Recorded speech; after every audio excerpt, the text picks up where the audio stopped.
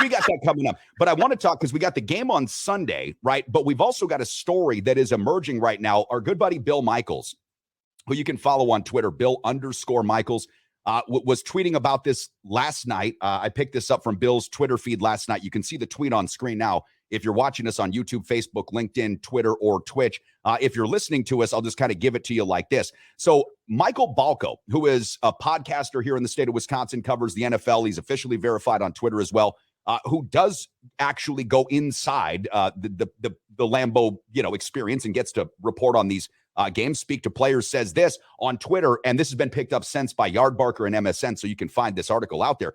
He says this on Twitter: I've spoken to some people within the Packers organization, and they've told me that Aaron Rodgers has, quote, made it clear, Chad, that he plans to retire following the season. Now, while the Packers and Packer fans are decidedly focused on this upcoming Jets game and getting this team right, we've got to take a little time to at least explore this, because this would be a bombshell. Now, Bill Michaels, as I've mentioned, he tweeted about this yesterday and said, very interesting. I have a lot of trouble believing that Aaron Rodgers would walk away from the Packers and leave them on the hook for all of the money and the financial crippling that it would do to the team for seasons to come.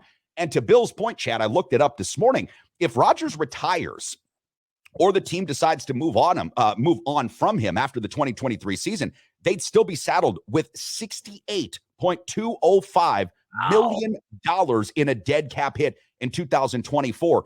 So to that end, I tend to agree with Bill Michaels, and I tend to agree with just the financial sense that this all makes. I can't see Rodgers. I can't really see him doing that to the Packers. I know that seems trite because we're like, well, they're athletes and what do they really care? But when you sign a contract like he did last offseason, that essentially locks this team up with all of that money, say what you will about Rodgers. He's not always my favorite off the field guy. I don't think he would do this.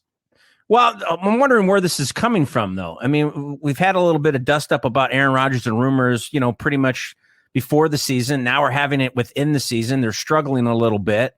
Is that why? Because they're struggling? Because he's not real happy with his wide receiver core? Where's this coming from? I mean, there's got to be something to it, right? I mean, at least I would think. Or obviously, we're maybe giving way too much credit to Michael Bilko. I don't really know the guy. But if he's in the locker room and he's hearing this, is this coming from his teammates? So even if it isn't true necessarily coming from Aaron Rodgers, why are his teammates saying this? Are they not happy with him? Do they want him to go? I mean, am I reading too much into it? And this is where we have to live in the world of speculation. I don't know Michael Bilko myself. All I know is that he's got nearly 10,000 Twitter followers. He's officially verified, and he had this story picked up. So is it players, Chad, or is it people in the organization? And what does that mean? Is that the janitor, right? Is that the guy that fills the vending machine? What do we mean people within the organization? Which is why it's very hard in certain cases to sort of, over-report these particular tweets, because this isn't journalism, not to the degree that we would have had journalism before. This didn't pass through an editorial board.